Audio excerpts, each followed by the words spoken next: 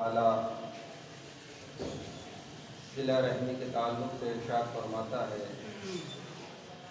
वल्लज़ीना यसिलूना मा अमरल्लाहु बिही अन युसला, कि वो लोग जिनसे ताल्लुकात कायम रखने का अल्लाह ने हुक्म दिया है, अन युसला, कि वो ताल्लुकात को कायम करते हैं, वयख्शौन रब्बहुम, और अपने परवरदिगार से वो डरते हैं, वयखाफूना सूअल हिसाब, और क़यामत के उस दिन से कि जिस दिन खुदावंद ताला कुछ अफराद से सूअल हिसाब लेगा, बुरी तरह से हिसाब लेगा, उस हालत से वो खौफ ज़दा रहते हैं। ये आयत, ये 21वीं आयत और इसके बाद की जो 25वीं आयत में खुदावंद ताला ने इरशाद फरमाया है कि वल्लज़ीना यनक़ुज़ूना अहदल्लाहि मिन बअदि मीसाक़िही, कि वो जो लोग खुदा से अहद व पैमान को पक्का करने के बाद तोड़ देते हैं, वयक़तऊना मा अमरल्लाहु बिही अन युसला, और जिनसे ताल्लुकात बाहमी कायम रखने का खुदा ने हुक्म दिया है, उन्हें वो मुनक़दा कर देते हैं। वयुफ़सिदूना फ़िल अर्ज़, और ज़मीन पर फ़साद बर्पा करते हैं। उलाइका लहुमुल लाअना, कि उनके लिए अल्लाह की लानत, वलहुम सूउद्दार, और उनके लिए खुदावंद ताला की जानिब से बहुत ख़राब घर रखा गया है। सूउद्दार, बदतरीन घर जहन्नम की शक्ल में मुहैया किया गया है। सिला रहम के ताल्लुक़ से अल्लाह ताला के हर ताकीद फरमाता है और क़त्ल रहम के लिए मना फरमाता है कि इंसान क़ाते रहम हरगिज़ ना हो, सिला रहम अंजाम दे। सिला रहम क्या है? रिश्तेदारों के साथ अच्छा बर्ताव, उन्हें तकलीफ़ ना देना, उनकी मदद करना, उनकी ज़रूरियात को पूरा करना, उनका ख्याल रखना, किसी भी एतबार से उन्हें तकलीफ़ ना देना, न गुफ्तार से, न किरदार से, न अफ़आल से, यानी उनकी हर एतबार से दामे रहमे सुखने मदद करना। यहाँ पर खुदावंद ताला ने जो अफराद अम्र इलाही यानी सिला रहम को जो खुदा ने बयान फरमाया है, अगर वो मुनक़दा करता है, दो चीज़ें खुदावंद ताला इक़ाब के तौर पर सबसे पहली चीज़ लानत उस शख्स पर भेज रहा है, बहुत बड़ी चीज़ है। अल्लाह ताला लानत भेज रहा है कि वो अफराद कि जो क़ता ताल्लुक़ करते हैं रिश्तेदारों के साथ, अपने आप को दूर रखते हैं, उस पर लानत भेजता है। और वो घर, ये जो दुनिया वाला घर है इंसान का, ये घर टेम्पररी घर है कि जिसमें मुख्तसर सी मुद्दत इंसान को गुजारनी है, लेकिन वो घर कि जो दारे आखिरत है, वहाँ पर इंसान को हमेशा रहना है। वो घर इंसान का जहन्नम करार पाएगा किस शख्स के लिए? जो क़ाते रहम है। बहुत सख्त मंजिल है और ये अमल इंसान बड़े आसानी से अंजाम दे लेता है। भाई भाई से तर्क ताल्लुक़ कर लेता है, बेटा बाप से, अगर बाप बेटे से कर ले तो ये एक अलग मसला है कि अगर बाप ने बेटे से तर्क ताल्लुक़ कर लिया तो समझ लीजिए कि अगर बाप ने बेटे को आग कर दिया है तो रसूल खुदा फरमाते हैं कि वो शख्स जन्नत की बू भी नहीं सूंघ सकता है। जन्नत में दाखिल होना तो बहुत दूर की बात है। तो बाप को हमें खुश रखना। पूछा गया रसूल खुदा सल्लल्लाहु अलैहि वसल्लम,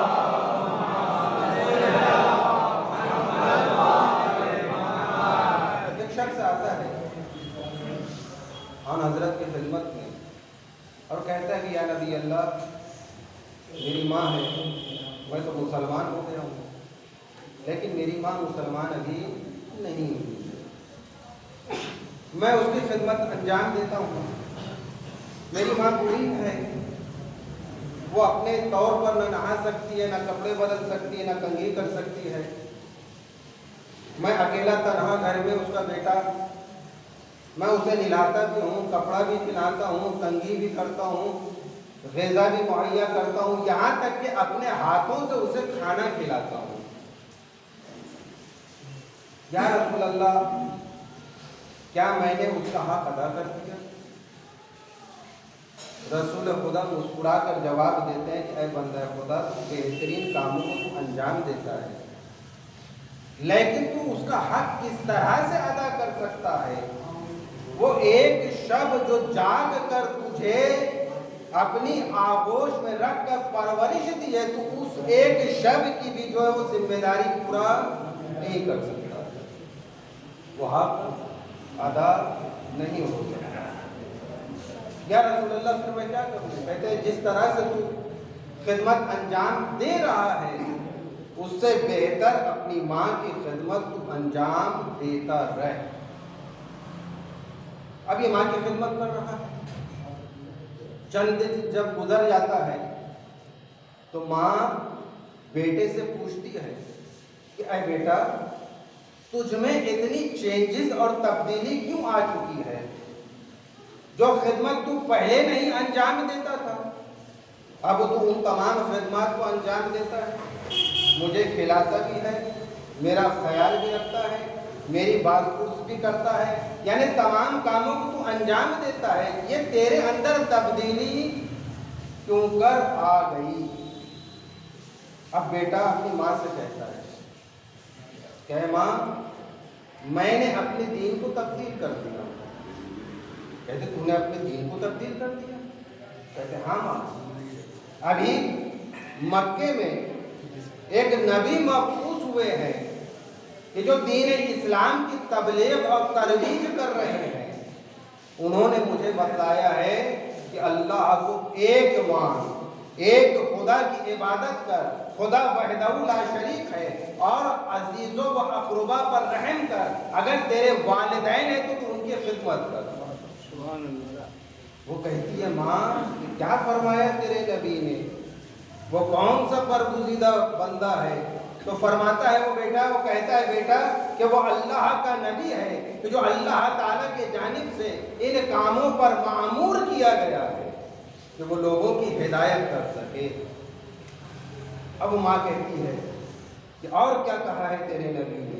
वो तमाम तालीमात को बयान करता है और कहती है वो माँ कि क्या तू मुझे उस नबी की ज़ियारत करवा सकता है? अब नबी की खिदमत में माँ को लिए आता है। जब नबी की खिदमत में माँ तक आती है तो माँ मुशर्रफ व इस्लाम हो जाती है और कहती है कि मुझे भी उसी इस्लाम की तालीम इनायत फरमा दीजिए कि जिस इस्लाम की तालीम आपने मेरे बेटे को इनायत की।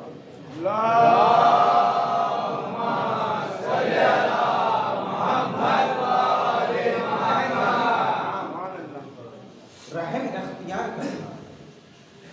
घर जो सुअदार यहाँ पर जो बयान किया जा रहा है, लहुम सुअदारे, बुरा घर, यह अज़ीज़ान गिरामी, इंसान दुनिया की आशाइश में कुछ इस तरह से घिरा हुआ है कि आखिरत को फरामोश किया हुआ है। इंसान अपने घर को बहुत बेहतरीन बनाना चाहता है। ये सुअदार, ये दार दो चीज़ें हैं, इंसान को डरना चाहिए कहीं बुरा घर इंसान के लिए खुदा आखिरत में ना मुहैया कर दे। और सुउल हिसाब जो 21वीं आयत में, कहीं बुरा हिसाब इंसान के लिए आखिरत में ना मुहैया कर दे खुदा। दोनों चीज़ों से बाखबर हो इंसान और दोनों चीज़ों से डरता रहे, बेहतरीन घर का इंतज़ाम करे। जिस तरह से इस दुनिया में इंसान ये मुश्ताक रहता है कि बेहतरीन घर का इंतजाम होता रहे, तो आखिरत के लिए भी बेहतरीन घर का इंतजाम करना हो। इसके लिए सिला रहमी के लिए इमाम मोहम्मद बाक़िर अलैहिस्सलाम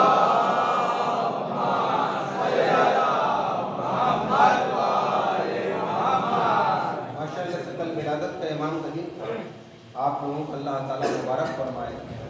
इस विलादत की बरकतें और सादतें तमाम मोमिनीन मोमिनात के शामिल हाल फरमाए। इमाम फरमाते हैं सिला रहमी आमाल को पाकीज़ा कर देती है, बेहतरीन चीज़ है। सिला रहमी आमाल को पाकीज़ा कर देती है, मालों को बढ़ा देती है, बलाओं को दूर कर देती है और उम्र को दराज कर देती है, उम्र बढ़ा देती है। माल में बरकत पैदा हो जाती है, बलाओं को दूर कर देती है। हमारे छठे इमाम इरशाद फरमाते हैं सिला रहमी अखलाक को सुधार देती है, हाथों को सखी बना देती है और नफ्स को पाकीज़ा कर देती है, रिज़्क़ में ज़्यादती का बाइस बनती है और उम्र को बढ़ा देती है। बहुत सारे फ़वाइद सिला रहमी के, और क़यामत में मीज़ान पर हिसाब को आसान बना देती है और गुनाहों से सिला रहमी इंसान को बचा लेती है। और इमाम आगे इरशाद फरमाते हैं कि सिला रहमी किया करो अपने भाइयों के साथ, सिला रहमी किया करो अपने रिश्तेदारों और भाई के साथ, नेक बर्ताव करो, ख़ास अच्छे तरीके से सलाम करने से ही क्यों ना हो। सिला रहमी का सबसे अदना अमल, छोटा अमल, वह है सलाम का करना। आपको मालूम है आपका रिश्तेदार आपसे नाराज है, आपका भाई आपसे नाराज है, देखिए बात के मुतालिक मैं नहीं कह रहा हूँ, बड़ा गुनाह है वो। अगर ये मैं कहूँ कि बेटे के लिए ये कहूँ कि बाप नाराज हो तो बेटा सलाम करे, वो तो करना ही है। कभी कभी ये बेटा कहता हुआ ये बहुएं कहती भी नजर आती हैं कि हम क्यों कर बाप से माफ़ी मांगे, क्या हमारी गलती है। मैं ये कहता हूँ बड़ी जवाबदारी के साथ, जुमे के खुतबे में हूँ, असा लिए हुए हूँ, कुरानी आयत मेरे हाथों में है, बड़ी जिम्मेदारी के साथ कह रहा हूँ कि कोई बेटा और ये बहू ये दिखा दे मुझे कि गलती ना होने के बाद भी बाप से माफ़ी ना मांगनी चाहिए। अगर गलती है तब भी माफ़ी मांगनी है, अगर गलती ना भी हो तो बाप से माफ़ी मांगने में कोई हर्ज नहीं है। शरीयत ये नहीं कहा है कि बाप से माफ़ी ना मांगनी चाहिए।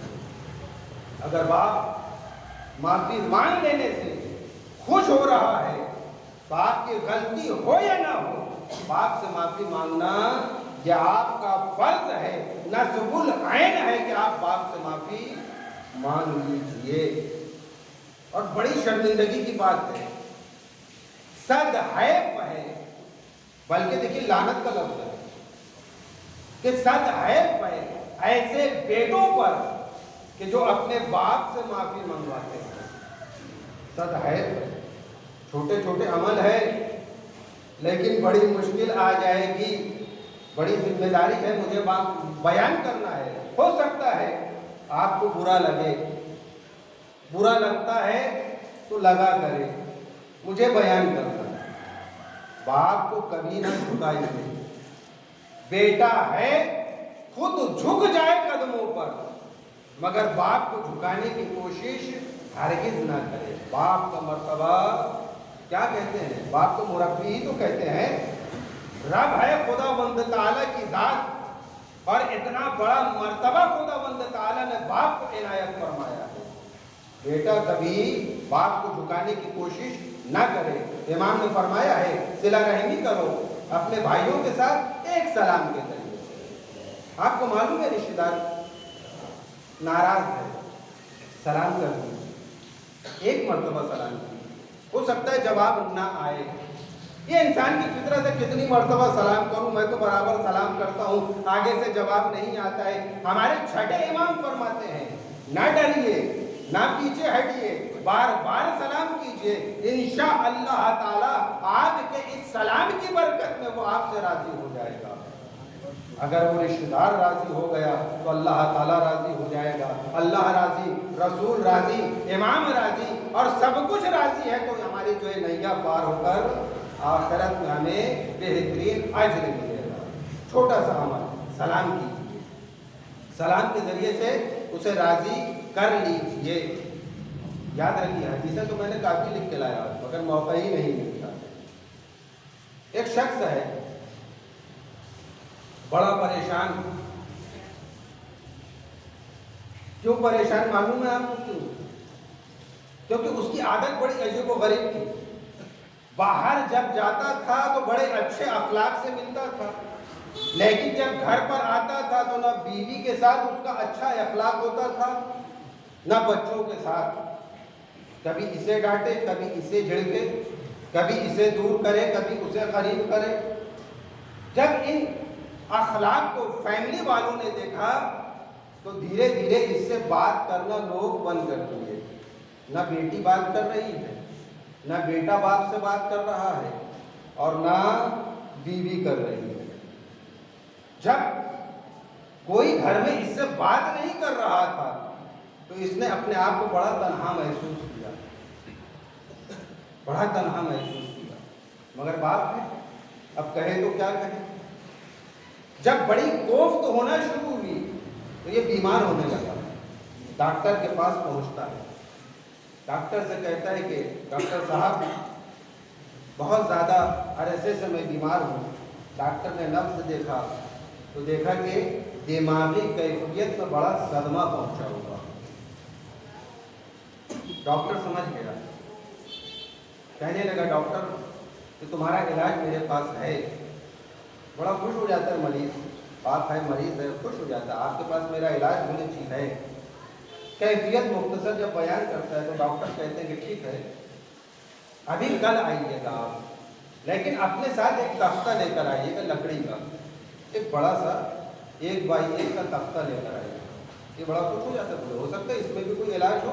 दूसरे दिन एक बेहतरीन लकड़ी का तख्ता 1x1 का डॉक्टर के पास पहुंचता है।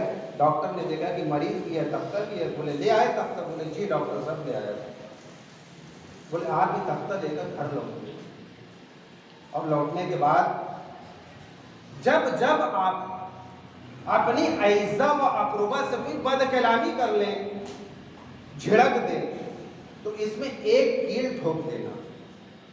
जब जब ये अमल हो और 1 महीने तक जितना अमल इस किस्म का आप अंजाम दें, एक एक कील ठोकते जाइएगा और 1 महीने के बाद वो तख्ता मुझ तक लेकर आइएगा।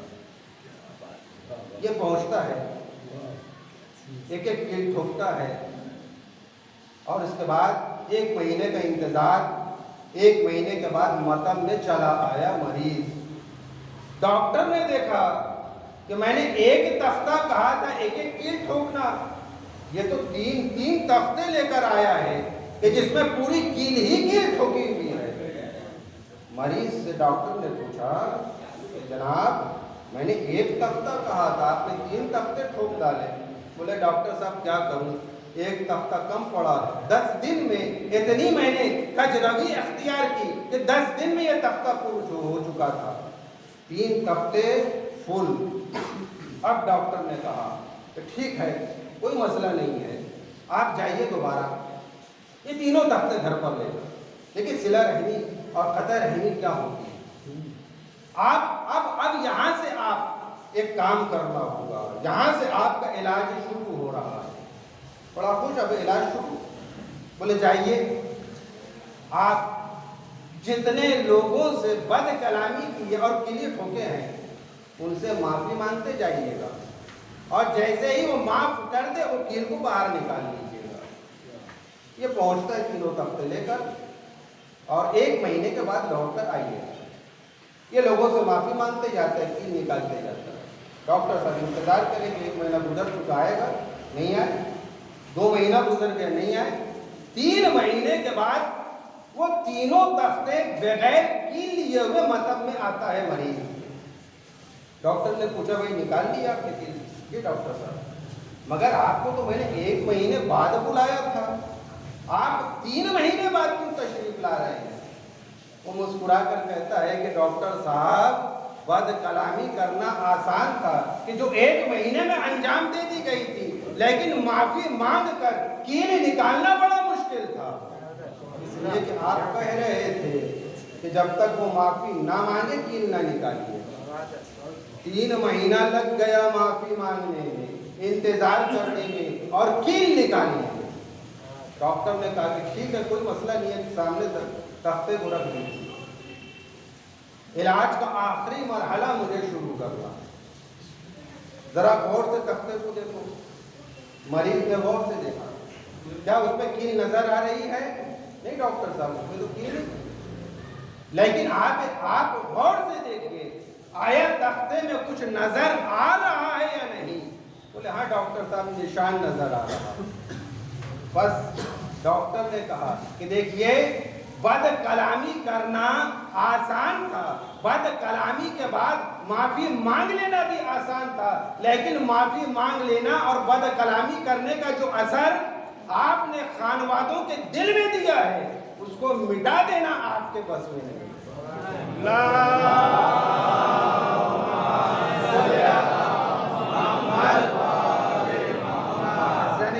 कभी कभी हम मुतमईन हो जाते हैं, माफी मांग लिया है, बेटे ने बदकलामी बाप से की, बाप से बेटे ने माफी मांग लिया है, लेकिन जो कील के तरीके से जो तख्ते में निशान आ चुका था, वो जो बाप के दिल में निशान आ गया है, वो मिटने वाला नहीं। इसीलिए इमाम ने फरमाया है, रसूल खुदा इरशाद फरमाते, आखिरी हदीस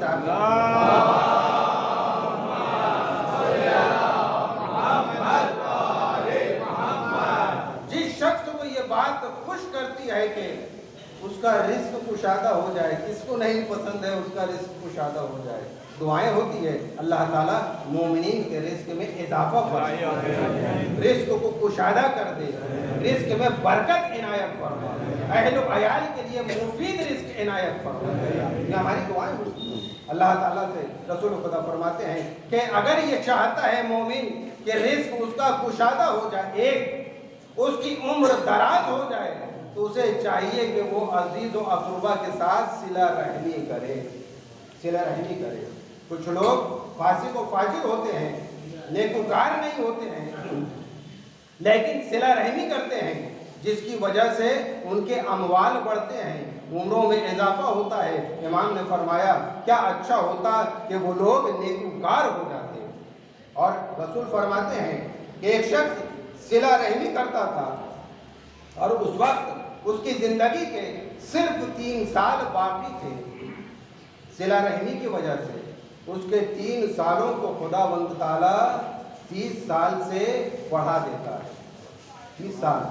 और इसी तरह से आगे फरमाते हैं, इसी तरह से अगर एक शख्स कता रहमी करता है तो उस वक्त उसकी जिंदगी में अगर 30 साल बाकी रह गए हों तो खुदावंद ताला उसे घटाकर 30 से 3 साल की उम्र में लिख देता है। बहुत मुख्तसर सा वाक़या, जनाब ईसा गुजर रहे थे, हालांकि उसका कोई रिश्तेदार नहीं था, वो बैठकर लकड़हारा खाना खा रहा था। जनाब ईसा ने कहा कि ये भी मर जाने वाला है। जब लौटते हैं तो देखते हैं साथ में जब हवारियीन थे उनको खबर दी, तो हवारियीन पूछते हैं कि यार अल्लाह आपने कहीं मर जाने वाला है और घंटों गुजर चुके, तो जिंदा है। तो जनाब ईसा कहते हैं कि मुझे अल्लाह के जानिब से जिब्रील ने ये खबर दी थी, वो सच्चे हैं। फिर जिब्रील नाजिल होते हैं कि अपने हवारियीन से कह दें कि आप इनके घर पर जाएं, माजरा सामने पेश आएगा। जब ये घर पर पहुंचते हैं, वो गड्ढा पटकता है तो उसमें से एक सांप निकलता है, उसके मुंह में एक लकड़ी फंसी हुई होती है। तो नबी खुदा से जिब्रील अमीन कहते हैं कि ये सांप जब ये गड्ढा उठाता तो ये सांप इसके गर्दन पर डसता, जिसकी वजह से ये मर जाता। जनाब ईसा पूछता फिर क्यों नहीं मरा, क्या वजह थी? तो जिब्रील अमीन कहते हैं कि इसने एक अमल अंजाम दिया, आप यहाँ से गुजरे, उसके बाद इसने एक अमल अंजाम दिया, जिसकी वजह से अल्लाह ताला ने इसकी 50 साल की उम्र बढ़ा दी। वो कौन सा अमल था? सिर्फ तरह सा गौर कीजिएगा, हम भी बहुत कुछ देते लेते हैं, लेकिन यहाँ पर उसके देने और लेने का अंदाज ही कुछ अजीब और निराला था। ये जब जनाबी ईसा गुजर चुके तो लकड़ियां काट चुका था, गठरे बांध चुका था। वो जो सुबह लेकर चला था नाश्ता दान, अब दोपहर में बैठकर खा रहा था।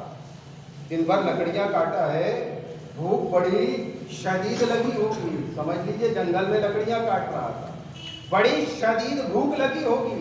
अब सामने 4 रोटियां रख कर वो खाना शुरू करता है। अभी पहला ही लुकमा उठाया था, वहां से एक फकीर का गुजर हुआ।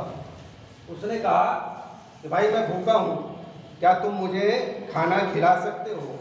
तो अज़ीज़ान गिरामी, अगर हम होते तो उसे बिठा लेते, बैठ जा भाई, आज साथ में खाना खाते हैं। 2 उसके तरफ बढ़ा देते और 2 खुद रख लेते, निस्फ खाना बांट लेते, उसका भी पेट भर जाता, कम से कम आधा ही सही, हमारा भी पेट भर जाता। लेकिन अज़ीज़ान गिरामी, उसने किया तो क्या किया, अपनी 4 रोटी साइल को दे दी और खुद भूखा रह गया। ये अदब अल्लाह ताला को इतनी पसंद आई। राज़िक वो है, खाना वो खिलाता है, पानी वो पिलाता है। जब उसने देखा कि मेरे बंदे ने मेरे एक भूखे बंदे को सैर कर दिया है, तो खुदावंद ताला ने इसके एवज में उसकी 50 साल की उम्र बढ़ा दी।